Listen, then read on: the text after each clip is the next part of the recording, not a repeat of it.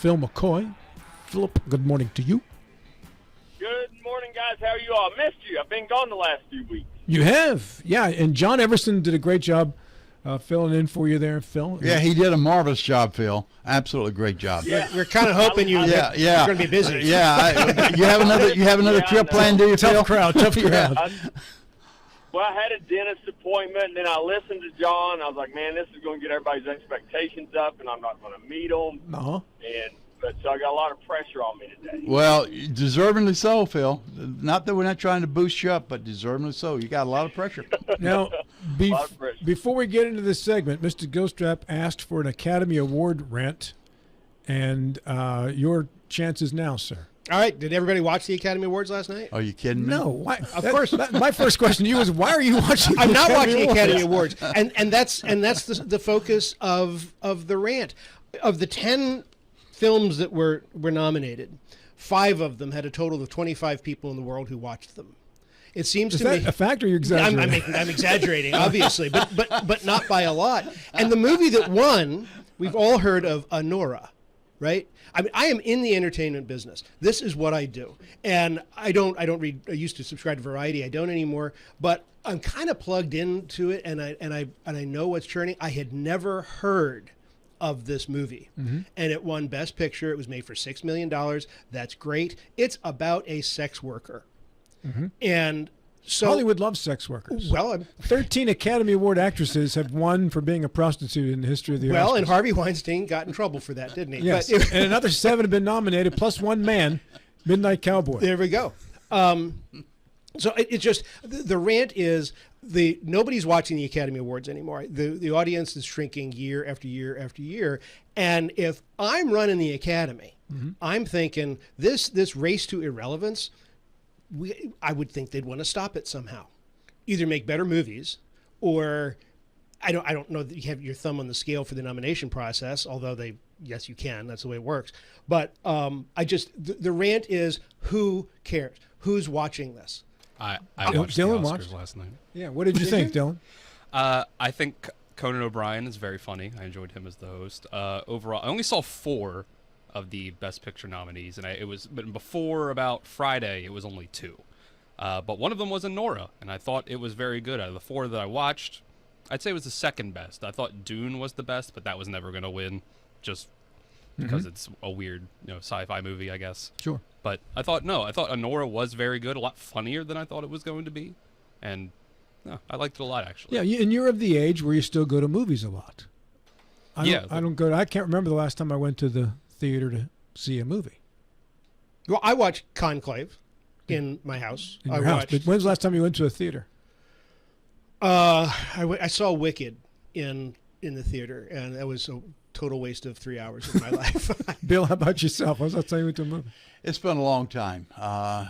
Yeah, that's the thing. Yeah, I think when I was Dylan's COVID, age, I was going to movies every weekend, it seemed. I think it was general consensus that this year was kind of a down year for movies, a pretty down year for movies. So that's I got to those 4 out of the 10 Best Picture nominees I saw, and then the rest I was kind of like, well, I planned on watching these, so I knew what they were going in, but I wasn't too interested in half of them. Phil, have you been to the movie theater at all this, in the last 12 months? You know what? It's kind of a funny story, and it may be, I could be on the wrong movie, but we went to watch Anora, and it was a last second, hey, let's go do something. And I'm pretty sure that was the movie. So my wife and I show up at this theater, and what we didn't realize is we purchased tickets for a movie club showing. So everybody in this room were movie club goers, so we were out of touch to begin with. So, of course, they wanted us to join their movie club, and we go to movies when we're bored out of our mind and we've got free time. So it's not often that we go. But the movie that we had gone to, within the first 20 minutes, we thought it was we thought it was a porno, so we left. We got up and left, and I think that was the movie. Probably it. But it made us both blush, and we did not feel comfortable sitting in that movie. And she just looked at me and she said, "Do you want to go?" And I was like, "Yep." We're at the Alamo in Winchester. I said, "Yep, let me get this last bite and we can get out of here." No, I Dylan. think that's the last movie we went to. Dylan, you saw that 4 times, if I'm correct. Is that right? No. I think that was the movie. I could be wrong. I'm not good about remembering saw it the for- names, but I that saw- movie was. It was a little much for our for us. It was For it your was a modest little much. taste. Now, Dylan, you may be interested, since you liked Dune Part 2, on CBS Sunday Morning yesterday. They had a feature on the people. That's in a complete language. Whatever that language is that they're speaking is actually a created real language Oh, that wow. they put together. And it's the same people who put together the Dothraki language. Hey, I get credit in Game of Thrones, In Game yeah. of Thrones.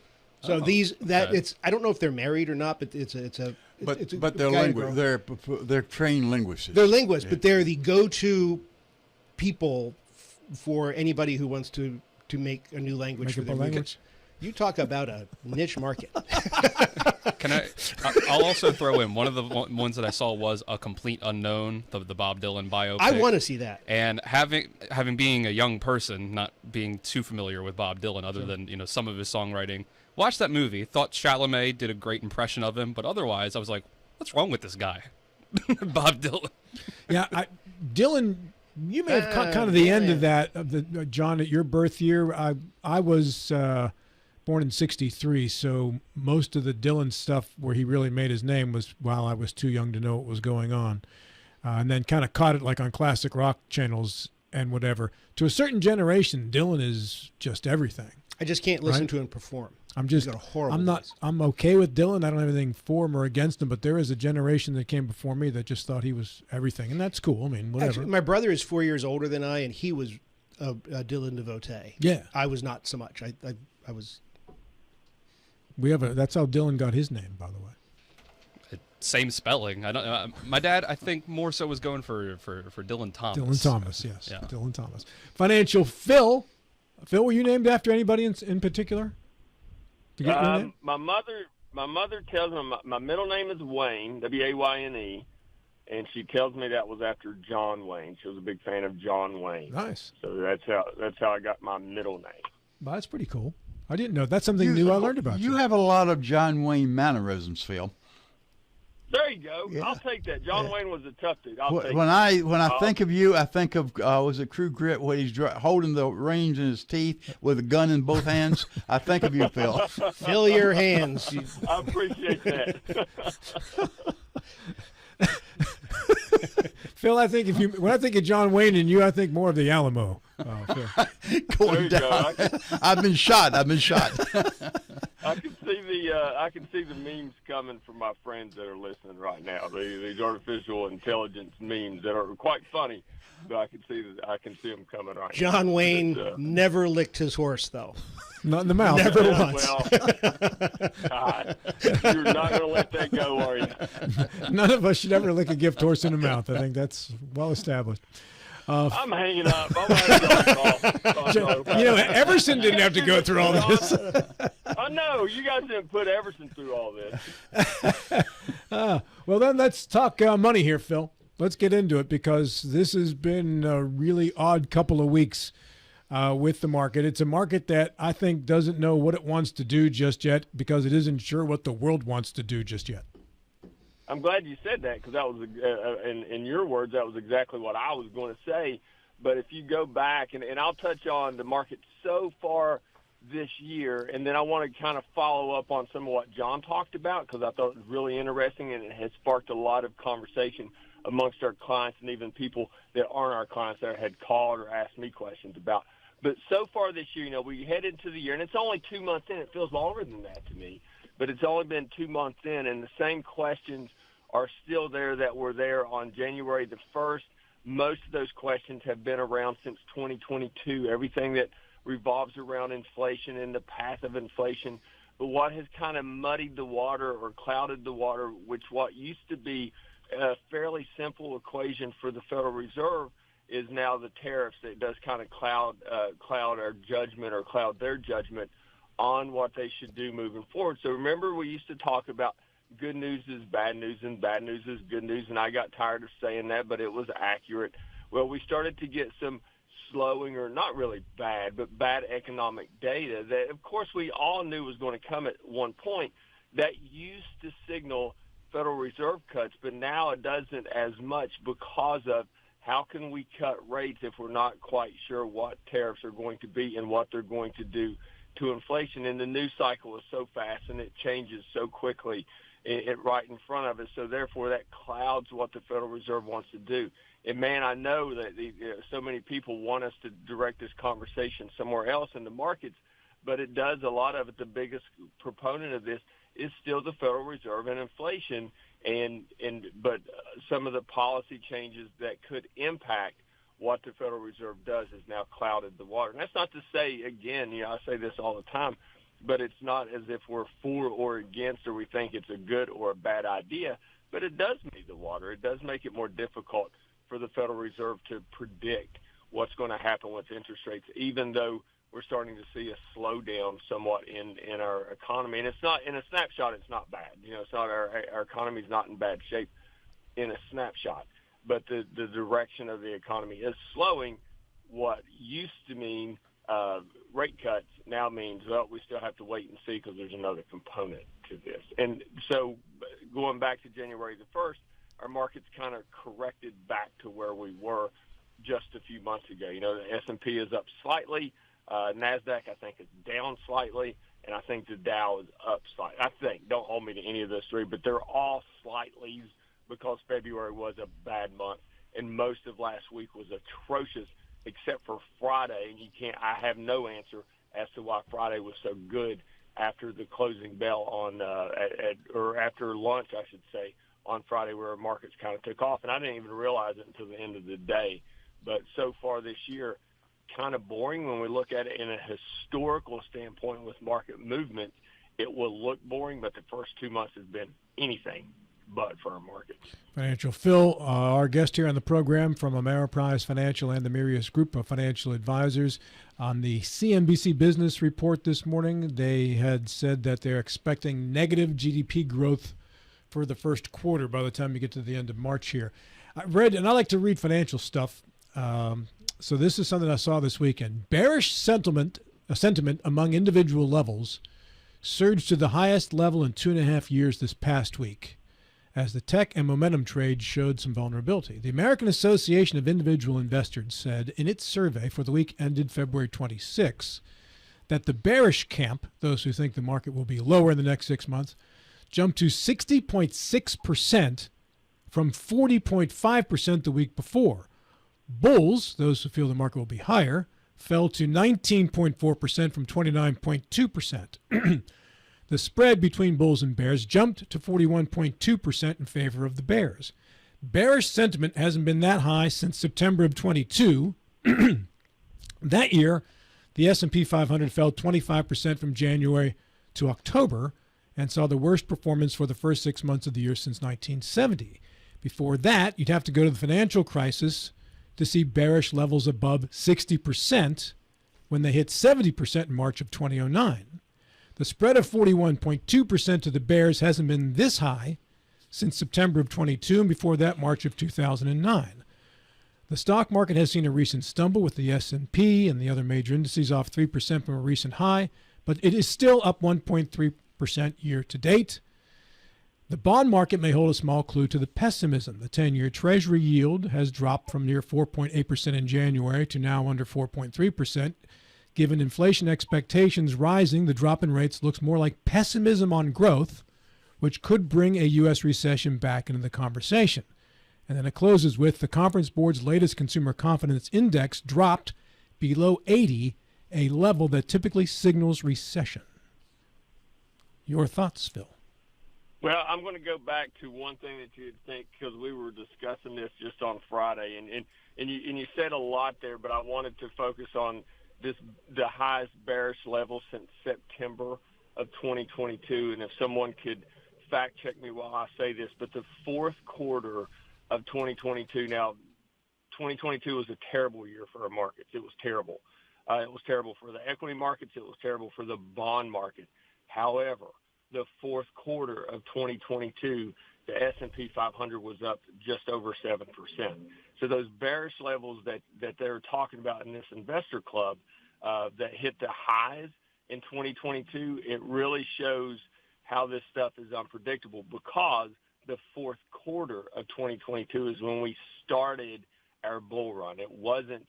It didn't begin on January of 23. It began in the fourth quarter of 2022. But we had, and that is part of this whole equation when we talk about the economy, is our consumer sentiment. And those go hand in hand. Poor consumer sentiment, of course, shows more bears. Good consumer sentiment shows more bulls. And that's what we're seeing right now, where more people are bearish on our overall economy and market, even though they're not the same thing. They do, like, our feelings toward both of them normally go hand in hand. However, that exact example that you had just given is exactly why we try not to time the market, because the last time they reached these levels, we took off on a bull run. So when everybody was negative, our markets went the other way at that time period. That's the exact reason. The exact reason when people ask us, like, what do you think is going to happen with the markets, we avoid that answer, because we have our own opinions, but they're wrong 50% of the time, just like they are with every other pundit. They're wrong 50% of the time. So we move forward with that stay diversified, that boring old slogan, stay diversified. Don't put all your eggs in one basket, and knowing over the long run things will work out pretty well. But the fourth quarter of 2022, when we just last reached that level of negative sentiment, is when we took off on our last bull run. Phil, a political question, but it's directed toward economic answer. There's more and more talk that Medicaid is going to be hit in one form or the other. How does the market prepare itself for something as big and particularly as dramatic as a cut in Medicaid? There's two ways. It would be on sector almost solely per sector, and that would be the healthcare sector and how it impacts the healthcare sector. Now, there's things that could offset that as well. If there's more regulation in or around insurance, and how are we going to get these people insured, and who is going to swallow that? If Medicaid's not there, who's going to eat these expenses? Because whether it's with Medicaid, a health plan, a Cadillac health plan, or Medicare, someone is going to pay those costs. Somebody is going to pay those costs. So does that fall through on to insurance premiums, or does that go to the consumer? Does that go through to the hospitals? Those sectors would be the ones that would impact. And I know our state would be greatly impacted by cuts in Medicaid. But what we don't quite know yet is who's going to pick that up. And whoever picks that up, that would be the loser in that scenario. Most likely, it would be insurance companies and hospitals. Phil, there are a lot of layoffs coming in the federal sector, and we have a lot of federal employees around here. Would you and other financial advisors be among the first to know if there are financial issues coming to our area, just simply by the behavior of your clientele? We would probably be among the first to know because of our clientele, but that would be the reason, because of our clientele. And we have seen with these layoffs, we haven't seen any that have actually been laid off, but we have seen a lot of fear.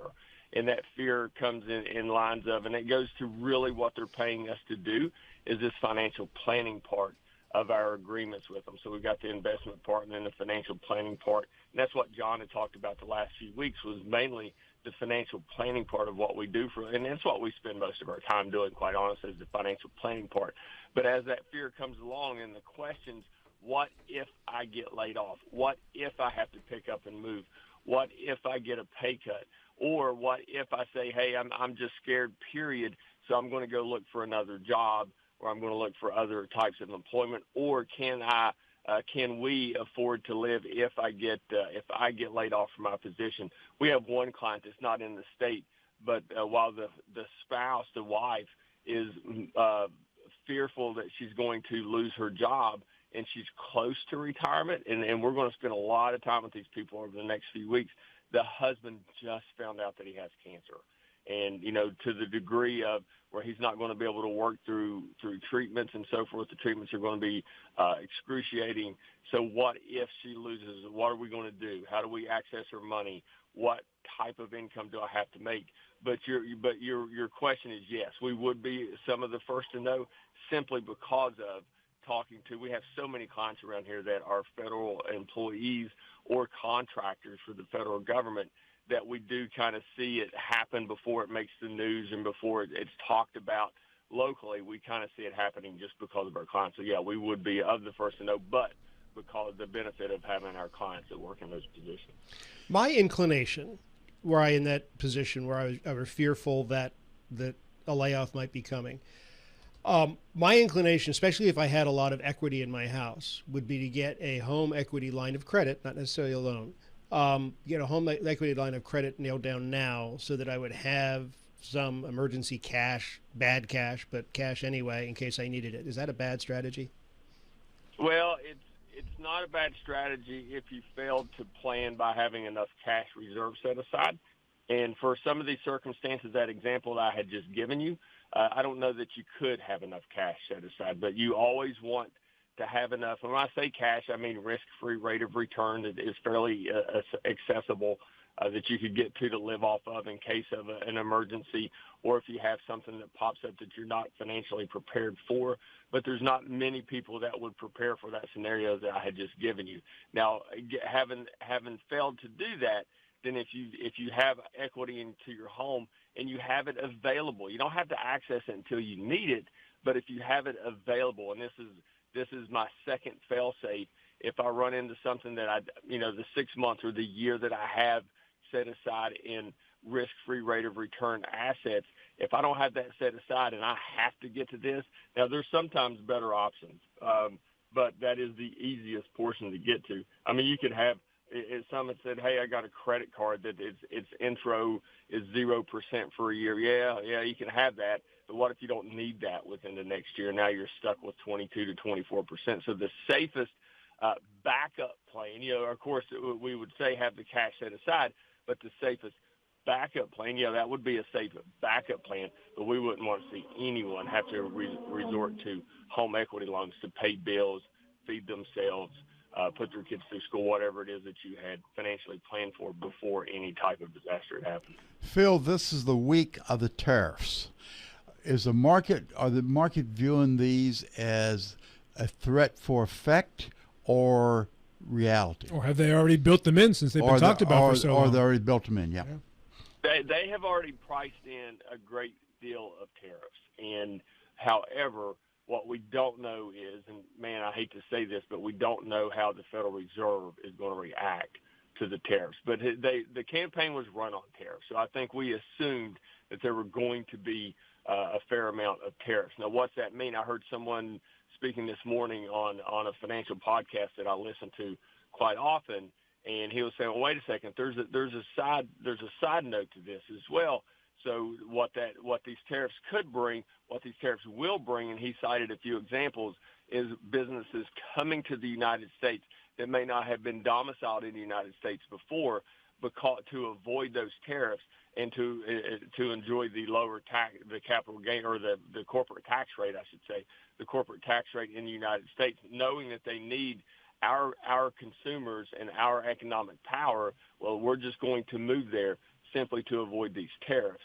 So that was an offset to some of the inflationary pressures that the tariffs would bring. But I think our markets have baked in tariffs, but the exact tariffs are still unknown because deals could be made, and we don't know how the Federal Reserve is going to respond to them. A quick note about that family, Phil. I've been fired a few times in my life, and the most frightening thing about being fired is not where's my next job, it's health care. And in that situation where you're talking about a person with cancer, that's a frightening scenario, because we're all one bad health scenario away from having some serious financial trouble. Phil, I got 20 seconds. How do we get in touch with you today, sir? You can reach us at 304-263-4343 or stop by and see us with an appointment at 1270 Winchester Avenue right here in Martinsburg. Thank you, Phil. Have a great day, sir. Thank you, guys. It was nice talking to you. Good talking to you, Phil. Catch 2 minutes of Financial Phil every morning at 6:38, replayed at 7:38.